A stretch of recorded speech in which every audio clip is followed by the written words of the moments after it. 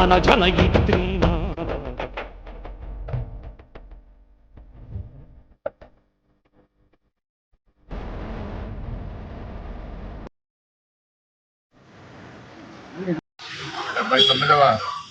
స్వాతంత్ర దినోత్సవాన్ని పురస్కరించుకొని ఈరోజు కదిరి నియోజకవర్గ సమన్వయకర్త నకుల్ గారి ఆధ్వర్యంలో ఈరోజు జెండా ఆవిష్కరణ కార్యక్రమాన్ని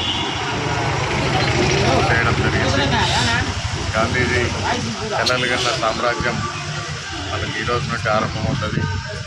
ఎందరో మహానుభావుల త్యాగఫలం వల్ల రాష్ట్ర శృంఖాలతో ఉన్నటువంటి భారతదేశం ఈరోజు స్వేచ్ఛా జీవితంగా వచ్చినటువంటి దినం. కాబట్టి ఈరోజు మనము స్వాతంత్ర దినాన్ని చేసుకుంటున్నాం ఘనంగా.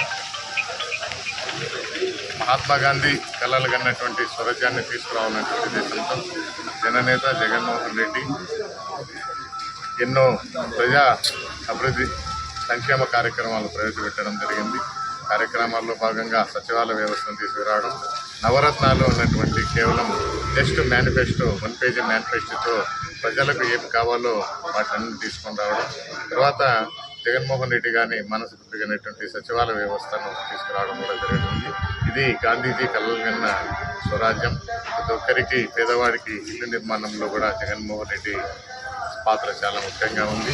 ప్రతి ఒక్కరికి సంక్షేమ కార్యక్రమం, రైతు భరోసా అయితే ఏమిటి, అమ్మఒడి అయితే ఏమిటి, ఫీజు రీంబర్స్మెంట్ అయితే ఏమిటి, ఇలాంటి బృహత్తరమైనటువంటి కార్యక్రమాలను మొదటి అడుగు వేసి ముందుకు వెళ్ళినటువంటి మంచి నాయకుడు మన నాయకుడు.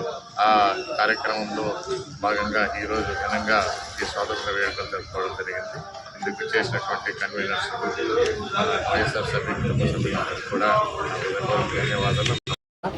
ఈరోజు దేశమంతా స్వాతంత్ర దినోత్సవ 79వ స్వాతంత్ర దినోత్సవ శుభాకాంక్షలు దేశమందరికీ వైఎస్ఆర్ కాంగ్రెస్ పార్టీ తరఫున తెలియజేస్తున్నాము.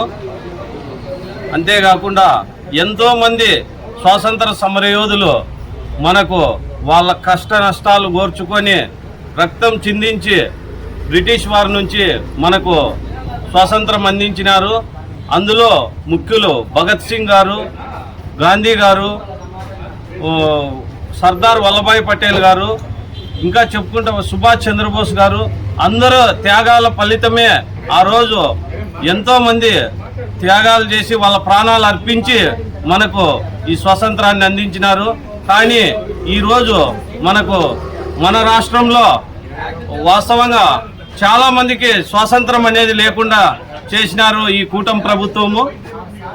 ఇది రాబోయే కాలంలో దీన్ని గట్టిగా ఎదుర్కొని ప్రజలంతా మన స్వాతంత్రాన్ని తిరిగి సాధించుకొని మనము జగన్మోహన్ రెడ్డిని సీఎం చేసుకుంటే తర్వాత వచ్చే సార్వత్రిక ఎన్నికల్లో మళ్ళా మనకు స్వాతంత్రం వస్తుంది, రాష్ట్రం బాగుంటుంది. అందరము కలిసిమెలిసి స్వాతంత్రాన్ని మళ్ళా మనము సాధించుకునే విధంగా బ్రిటిష్ వాళ్ళతో పోరాడినట్టు ఈ కూటమి ప్రభుత్వంతో పోరాడి స్వాతంత్రాన్ని సాధించుకుందాము. ఈ అవకాశం ఇచ్చిన పెద్దలు బాబ్జాన్ అన్న గారికి కృతజ్ఞతలు తెలియజేస్తున్నాం. 79వ స్వతంత్ర దినోత్సవ వేడుకలను కదిరి సమన్వయకర్త బిఎస్ మగ్దులన్న గారి ఆదేశాలతో పార్టీ కార్యాలయం నందు నిర్వహించడం జరిగింది. ఈ కార్యక్రమానికి విచ్చేసినటువంటి వైఎస్ఆర్సీపీ కుటుంబ సభ్యులందరికీ 79వ స్వతంత్ర దినోత్సవ వేడుకల శుభాకాంక్షలు తెలియజేస్తాము.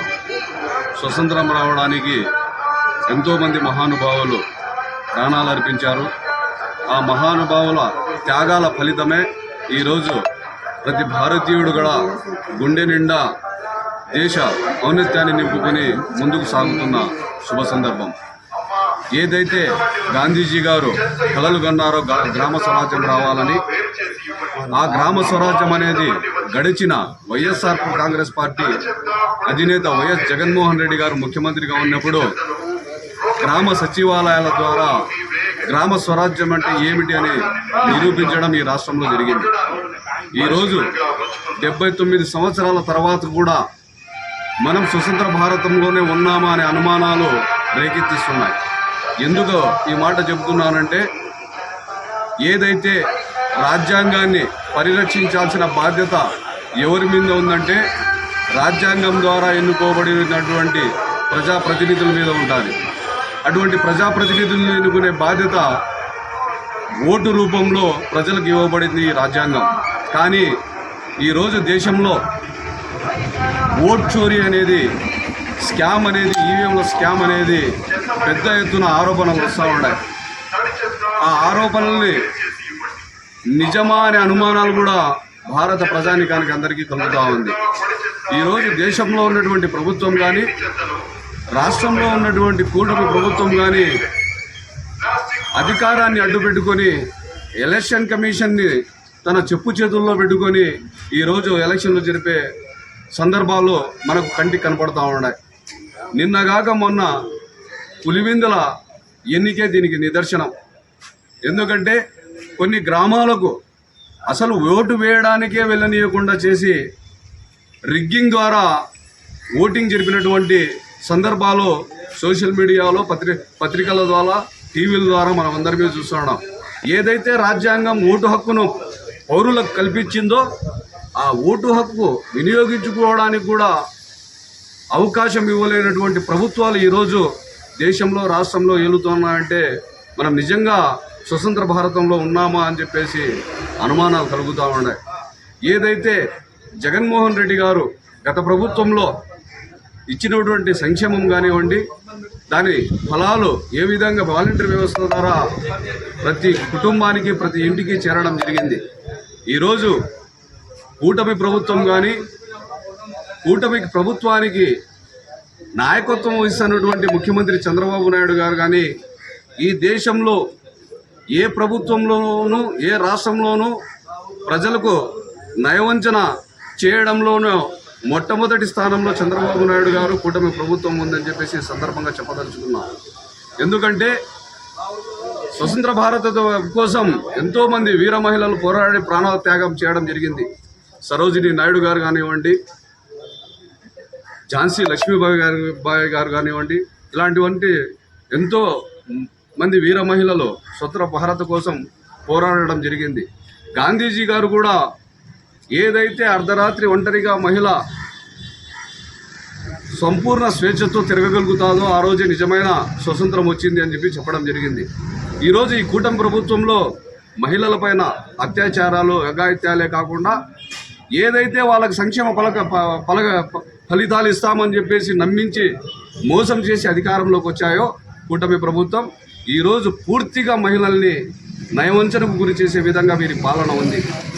ఎందుకంటే గతంలో అధికారంలోకి రావడానికి మహిళలకు సంవత్సరానికి 3 సిలిండర్లు ఉచితంగా ఇస్తామని చెప్పిన ప్రభుత్వం కేవలం 1 సంవత్సరం 3 నెలల కావాలని భావిస్తూ ఉంది. కేవలం 1 సిలిండర్ మాత్రమే ఇచ్చింది. దాని సబ్సిడీ కూడా కేవలం 30% మందికి ఇచ్చి 70% మందికి ఎగరగొట్టడం జరిగింది. అలాగే తల్లికి వందనం పేరుతో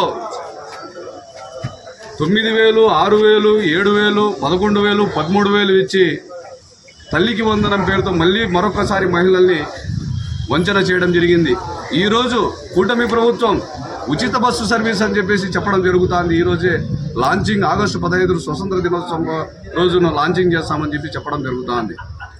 గవర్నమెంట్ ఇచ్చిన జీవో ప్రకారం చూసుకుంటే సూపర్ లగ్జరీలు, సూపర్ ఫాస్ట్లు, డీలక్స్లు వీటన్నిటినీ తొలగించి నామక వ్యవస్థ అన్నట్లు 4 సర్వీసులు మాత్రమే ఇచ్చి ఈరోజు మళ్ళీ స్వతంత్రం వచ్చిన రోజు కూడా మహిళల్ని వంచన చేస్తున్న ప్రభుత్వం ఏదైనా ఉందంటే ఈ కూటమి ప్రభుత్వం, దాని అధినేత అయినటువంటి నారా చంద్రబాబు నాయుడు గారు అని చెప్పేసి ఈ సందర్భంగా చెప్పదలుచుకున్నాం. ఏదైతే నిన్న మొన్న కదిరి నియోజకవర్గంలో తెలుగుదేశం పార్టీ నాయకులు రైతుల కోసం